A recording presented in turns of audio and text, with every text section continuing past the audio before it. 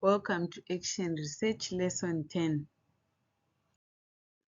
So for this lesson, we are going to focus on how to write a good introduction for your research.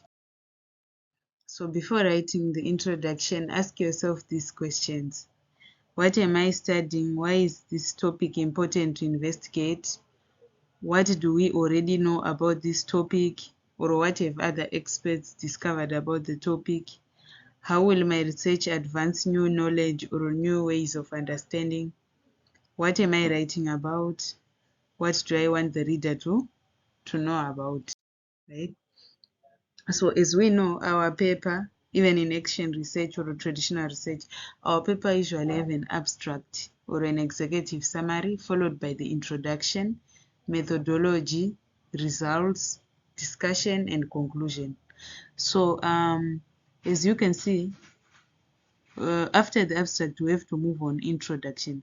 So for this case, we are going to talk about the introduction. Then other parts, we are going to discuss them later, like the abstract, the methodology, the results, and the discussion. Right, so how do you introduce your study? So these are some of the facts about the introduction of action research. So an introduction should establish the topic with a strong opening that grabs the reader's attention before giving an overview of recent research on your chosen topic. Avoid going too deep, like too in-depth with the introduction, but you just dive to your topic, discuss your topic briefly, how you got there. So background and historical context help explain the reader why your research is important. So the type of information you share varies across disciplines. So as you reach the end of your introduction, you should begin to establish what you want the reader to know about your topic and research. This may include your focus or scope, your problem statement, your specific research questions, hypotheses, or objectives. So again, the information you choose to share here will vary depending on your discipline. So it's always good idea to check major academic journals within your field to see how they write their introductions. And then the introduction leads the reader from a general research issue problem to a specific area of the research. So it puts your research question in context by explaining the significance of the research being conducted. This is usually done by summarizing current understanding, research to date, and the background information about the topic. So this is followed by a statement of the purpose for your research issue or a problem. Okay, then you talk about hypothesis, methodology, and other things. So now let's go here. The difference between introduction and literature review. The introduction is just a brief overview of the important research on your topic, and then it should be overly specific when discussing the literature. So instead, it also introduces your research questions, your purpose, your objectives, and hypotheses, right? But now the literature review critically evaluates the existing research in a greater detail, summarizing and synthesizing important articles. So the literature review is thorough in discussing subtopics that may be organized chronologically, thematically, or methodologically. So the literature review often comes immediately after the introduction. So that's the difference between the introduction and literature review. Okay, so because most of you are under educational research, so your introduction, you should know how to speak the introduction, to talk about your introduction. So the tone, the structure, and the content of your introduction will fit the educational field.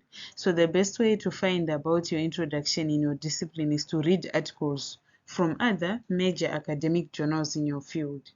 And I remember I gave you a list of the journals which you can search, or the journals about education which you can open and see some papers there. However, we'll briefly discuss the introduction for 7 broad academic disciplines, noting how tone and content may vary. So most educational research papers involve critical analysis of teaching methods, pedagogical theory as they apply to real-life teaching situations, right? Components of a introduction. So number one, establish the problem or issue you want to research. So that means you highlight the importance of the problem or issue you want to discuss about. Make general statements about the problem or issue. Present an overview on the current research on the issue or problem. That's the first thing. Then the second thing is to provide an overview of existing thinking about or research into your research problem. Then the third part is to identify a gap, problems, or unresolved issues in the existing knowledge, so that your research can fill or identify a research focus that will be useful. So for example, you can say the previous research has mistakenly assumed that so has happened. Or you can say, although most experts in the field believe that they've overlooked so. Or none of the previous researchers examined so. Despite prior observations of voter behavior in local elections in urban Detroit, it remains unclear why do some single mothers choose to avoid so. So these are just sentences which can help you to show how to identify a gap or how to show a gap to the reader. Now, like, okay, I'm talking about, for example, you can say, I'm talking about students coming late to class. Coming late to class has been known around the world. Students coming late to class has been known around the world, and it has occurred most times. Then now you say, according to they say coming late to school may be caused by lack of finances or the distance to the school being far.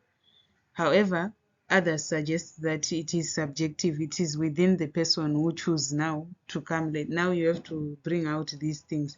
And then at the bottom now you say, however, in my research, I beg to differ. I also want to say that it could be caused by some other factors which we are going to look at.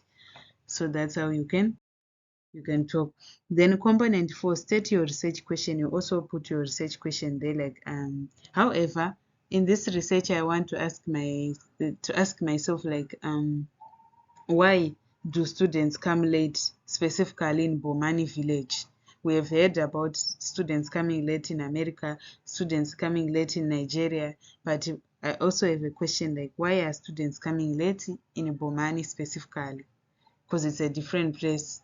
And then you put your hypothesis, your knowledge claim. Make sure to place your research within the gap in existing knowledge. So state your intent of your study. Include your research question, your hypothesis. Outline the key characteristics of your study. Describe important results that you have found or hope to find. Okay, so this is an example of an action research introduction. You see, so this, I want you to take your time. You read. I will not read for you here, but you take your time using the PPT. You read them slowly, and then you understand this introduction, so it can guide you to write your own introduction. Okay, so thank you for listening to this lesson. Don't forget to look at the assignment which is given after, and then you do it, and then we see how you progress in writing your own introduction. So let's meet next time.